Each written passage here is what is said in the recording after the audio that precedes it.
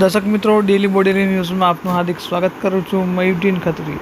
દર્શક મિત્રો, વાત કરીશું ડેડિયાપાડાના ધારાસભ્ય ચૈતર વસાવાએ રસ્તો રોકો આંદોલન કર્યું હતું અને પોલીસ દ્વારા તેઓની અટકાયત કરવામાં આવી છે.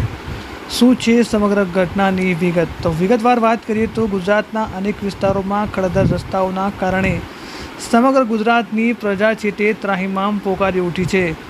રસ્તાઓ એટલા બિસ્માર થઈ ગયા છે કે અકસ્માતને આમંત્રણ આપી રહ્યા છે, પરંતુ સરકારને ખાડા નજરે પડતા નથી જેવું લાગી રહ્યું છે, જેના કારણે વાહન ચાલકોને પણ મુશ્કેલી વેઠવાનો વારો આવ્યો છે. સાથે સાથે જ રોડ પર ધૂળની ડમરીઓ પણ ઉડી રહી છે. ત્યારે ભરૂચ ખાતે આજરોજ આમ આદમી પાર્ટીના ધારાસભ્ય ચૈતર વસાવાએ છે તે રસ્તા રોકો આંદોલનનું આયોજન કરવામાં આવ્યું હતું, જ્યારે સરકારના ઇશારે પોલીસ દ્વારા તેઓની અટકાયત કરવામાં આવી હોય તેવું જણાવી રહ્યા છે. તો આ અંગે શું કહી રહ્યા છે ધારાસભ્ય ચૈતર વસાવા, આવો સાંભળીએ. આજે અમે ભરૂચ જિલ્લાના કલેક્ટરશ્રી અને એસપીશ્રીને રજૂઆતો કરવા માટે આવ્યા. આજનો અમારો કાર્યક્રમ રસ્તા રોકો આંદોલન હતું. ત્યાંથી પોલીસ વિભાગના અધિકારી અમને અટકાયત કરીને અહીંયા લાવ્યા છે. ત્યારે ભરૂચ જિલ્લામાં છેલ્લા અનેક વખત આવેદનપત્ર પણ આપ્યા છે. ખરાબ રોડ રસ્તા પર અનેક યુવાનોના મોત પણ થયા છે. છતાંય વહીવટી તંત્રને જાણે કોઈ એમાં રસ ના હોય એવું આજે પણ કોઈ ખાડા કે કોઈ પુરાણ કરવામાં નથી આવતું.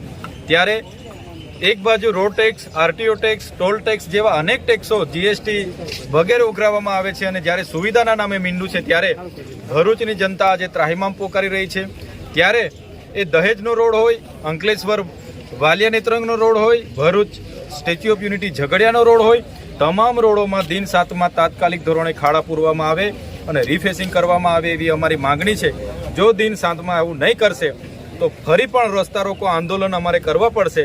તો અમે ટોલ ટેક્સ ભરૂચ ખાતે નેશનલ હાઈવે 8 પર આવનાર દિવસોમાં 8 દિન પછી ફરી આંદોલન કરીશું. જો આ રોડો પર સમારકામ કરવામાં નહીં આવશે તો દિન 8 પછી અમે ફરી આંદોલનના માર્ગે આગળ વધીશું.